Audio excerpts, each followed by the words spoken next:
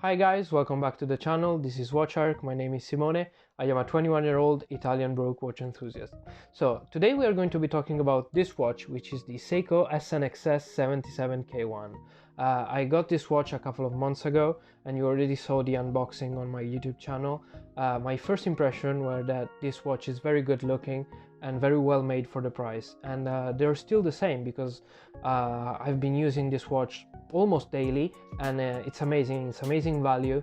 It's well built, it's not too big for my smaller wrist, so I fell in love with this watch completely. Seiko is trying to discontinue this range of watch. The Seiko 5 range is harder and harder to find, so should you buy this one, or should you maybe go for an Orient Bambino or something like that if you want a dressier style of watch? I went for this one because this reminds me a lot of the Rolex Datejust, which is a grail watch of mine, so I went for this one because there's that connection.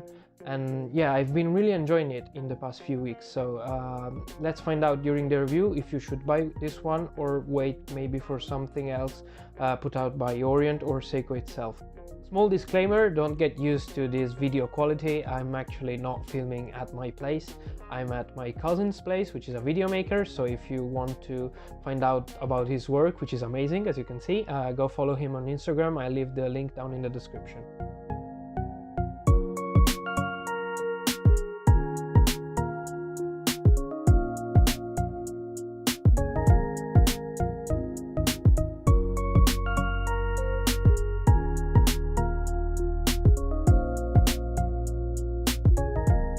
So let's talk dimensions first.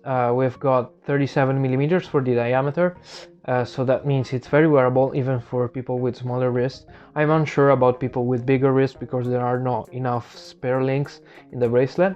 However, I've got a 6 3/4 inches wrist, so this wears very comfortably in my wrist. It's 12 millimeters in thickness, so nothing spectacular, but nothing too concerning. I wear this watch daily basically, and it's never bothered me, so for the dimensions it's a pass for me. The finishing of the case, it's amazing, and it's one of the strong points of the watch.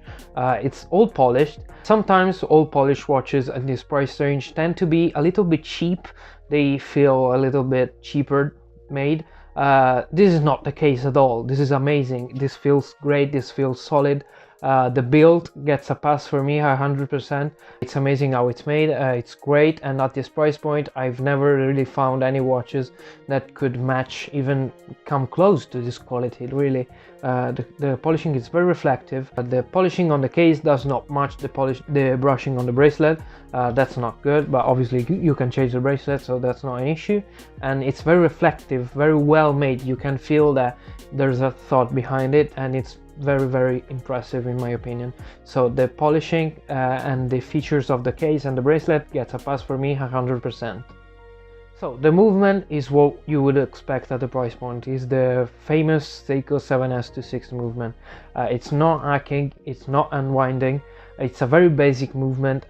It's not something spectacular, and it's kind of a problem that I've got with the watch, that you've got such a basic movement in a watch that now costs a little bit more than what it used to.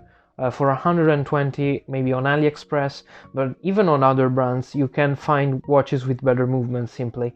Even Seiko NH35 movements, which are much better obviously. Mine is not that bad, it's kind of precise, but I think they could have done something better. Anyway, the Seiko 5 range has always been supporting this kind of movement, so it's not really an issue. It's more like that I wish this could have been refreshed, maybe with a better movement than this one. However, I would say it's fine for the price point. It's just I hope they will make some other watches with better movements in the future. The dial is the best part of this watch. It's so well made. The indices are applied, they're button indices. They look a lot like the Rolex Datejust, so you can see the similarity, and it's kind of an alternative to that watch. And I think that for 100, it's amazing what they've been able to do with this dial. It's so well made. I've got the blue dial version, but there are also white dials and a black dial.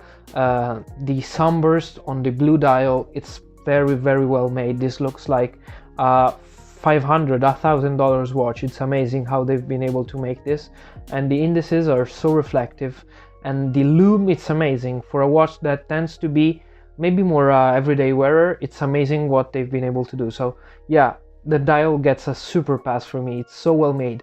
The only problem I've got with it is that it's a day date. I wish they did not make this a day date at all.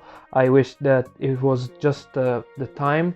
It would have looked so much better than this, in my opinion, but that's not a big issue, obviously. And a day date, it's very useful in a day-to-day basis. So this, that is an everyday wearer, as I said, it's good they have a day date, it's comfortable, but it looks worse in my opinion. But yeah, the dial gets a super pass for me. It's the best part of this watch. Sadly, obviously, with every watch comes a problem, and the problem with this watch is the bracelet. The bracelet, it's very cheap. You can feel it's very cheaply made. It tends to be comfortable, kind of, but the clasp, it's nasty. It's a press clasp. Yeah, you can feel that the bracelet, it's an afterthought. And it's sad because they could have done something better, I think. But it's what you would expect at the price point. You know that when you get a cheaper watch, you tend to have a worse bracelet. And I can appreciate that Seiko decided to put a lot of money into the watch and less into the bracelet. You can swap the bracelet, obviously, at any point. So I can see the thought behind it, but I don't agree. I wish that they made this bracelet better from the start.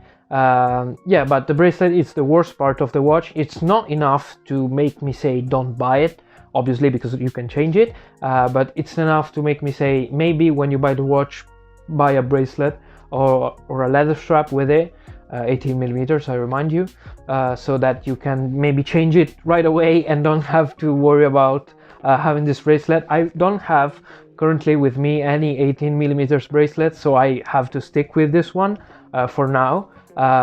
So it's not the end of the world. It's not the worst one that I ever felt, but it's up there. It's very, very poorly made. So yeah, maybe buy a couple of straps when you buy the watch.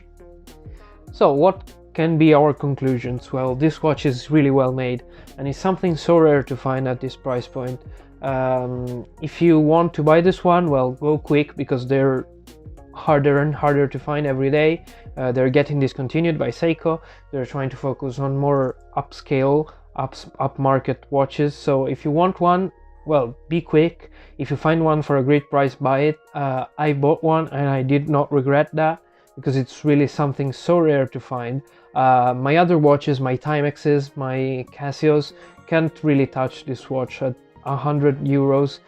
You can't have a watch with a in-house movement from a reputable brand with this level of quality and finishing. So if you want one, be quick and buy one. Thank you guys, everyone, for watching. This has been a long process making this review, so if you enjoyed that, please click like, subscribe to the channel, and leave a comment with your thoughts about the watch.